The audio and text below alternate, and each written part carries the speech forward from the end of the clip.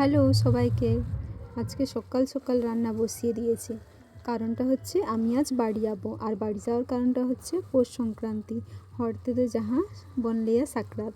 আর দেখো, তোমাদের সাথে গল্প করতে করতেই আমার তেল গরম হয়ে গেছে। এবার ওটাতে কালো জিরে ফোড়ন দিয়ে দিলাম, আর ওটাতে পেঁয়াজ, টমেটো আর কাঁচা লঙ্কা এবার হালকা ভেজে নিয়ে ওটার মধ্যেই আলু দিলাম।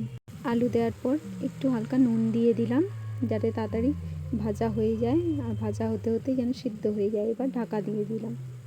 ঢাকা দেওয়ার পর এবার রসুন আর আদা শিলনোড়াতে বেটে নিলাম। বেটে নেওয়ার পর ওটাকেও তরকারিতে দিয়ে দিলাম এবং হালকা নাড়াচাড়া করলাম।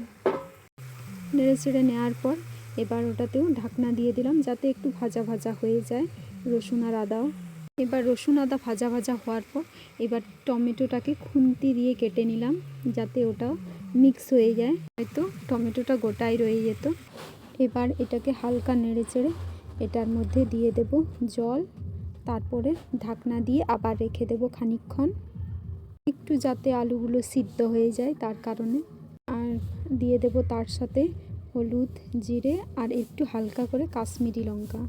সত্যি কথা বলতে আমি এত ভালো রান্না করতে জানি না, তাও তোমাদেরকে একটু দেখিয়ে দিলাম আমি কীরকমভাবে রান্না করি। এবার ঢাকনা দিয়ে রেখে দেব, যাতে একটু কষা কষা হয়ে যায়। আর কষা কষা হয়ে যাওয়ার পর হালকা করে একটু জল দিয়ে দেব, কারণ একটু ঝোল ঝোল রাখতে চাই, কারণ আর কিছু তরকারি তো নেই, এটার সাথেই ভাতটা খাবো। তার জন্য হালকা জল দিয়ে এটাকে ফুটিয়ে করে নামিয়ে দেব। আর গ্যাসের ফ্লেমটা একটু বাড়িয়ে নিলাম, আর ঝোলটাকে একটু ফুটিয়েই নামিয়ে দিলাম।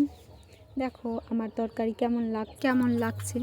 এবার আমি বাটিয়ে করে চাল বসিয়ে দিলাম, আর তার সাথে দিলাম ডিম সিদ্ধ করতে। আর আমার কিন্তু দেখতে দেখতেই ভাত তরকারি কমপ্লিট, আর খাওয়াও কমপ্লিট। আর এদিকে আমার বেড গুছিয়ে নিলাম, আর ব্যাগও রেডি। এবার কিন্তু আমি বেরিয়ে পড়লাম।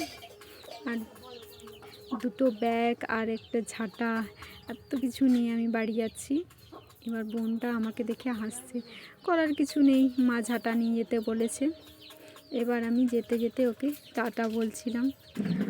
20 মিনিটের রাস্তা আমাকে হেঁটেই যেতে হবে, কারণ এখানে টোটো একদমই পাওয়া যায় না।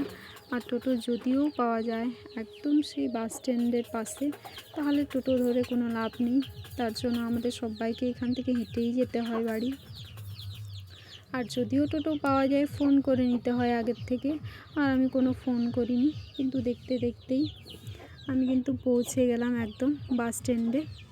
আর বাস স্ট্যান্ডে আমার বাস খোঁজাখুঁজি করছিলাম, কিন্তু আমার বাস পেয়ে গেছি, আর বাসে আমি চেপেও গেছি। এবার বাস ছেড়ে দিয়েছে।